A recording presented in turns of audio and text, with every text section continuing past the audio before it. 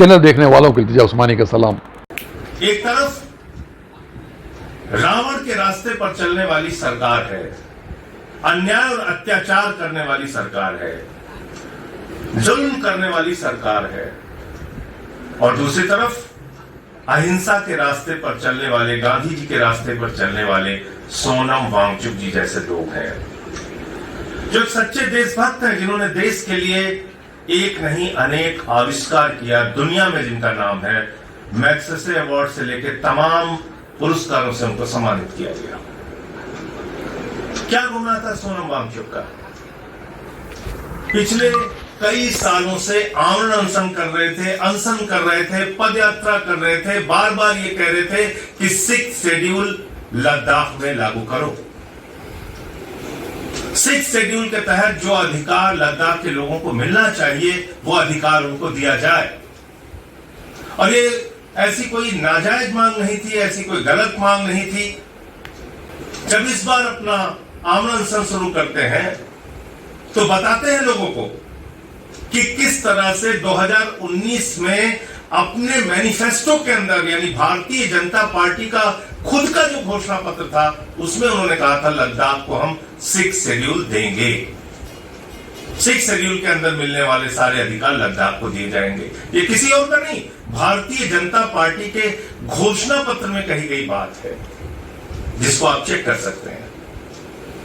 बावजूद इसके आमरण अनशन के दौरान जब वहां लोगों का गुस्सा फूटा, लोगों के सब्र का बांध टूटा, तो वहां गोलियां चलाई गई, आंसू गैस के गोले छोड़े गए, लाठियां बरसाई गई, मुकदमे लिखे गए, और यहां तक कि एक कारगिल के योद्धा को गोलियों से भून दिया गया।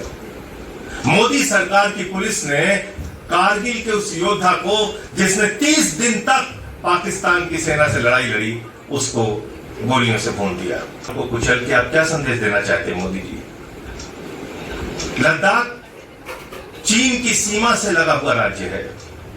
लद्दाख, कारगिल, लेह का जो इलाका है वो चीन की सीमा से लगा हुआ भारत का क्षेत्र है, और आप वहां के लोगों को खुद अपनी कार्रवाइयों से सरकार के खिलाफ खड़ा कर रहे हैं,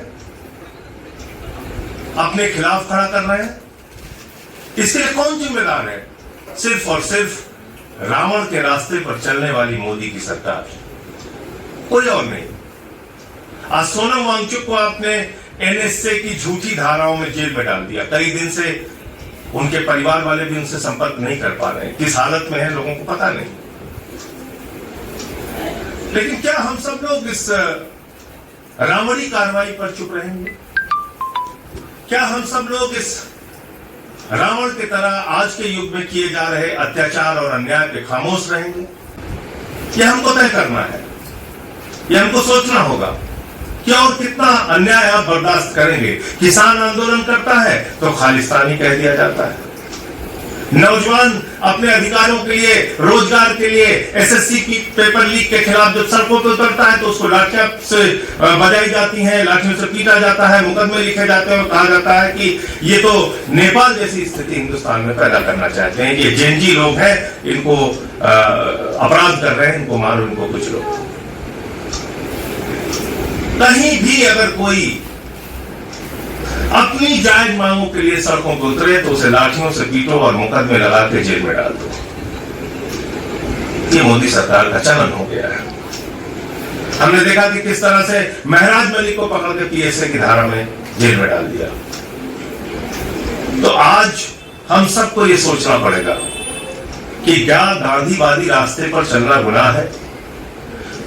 झूठे झूठे आरोप सोनम वांगचुक पे लगा रही है सरकार। उनके जो ट्रोल आर्मी जिसको कहा जाता है, झूठ फैलाने वालों की फौज जो है भारतीय जनता पार्टी की, जो ये कह रही है कि सोनम वांगचुक भी देशद्रोही है। कुछ उनके पक्ष में लिख सकते हैं तो लिखिए, कुछ कीजिए ऐसे गांधीवादी व्यक्ति के लिए।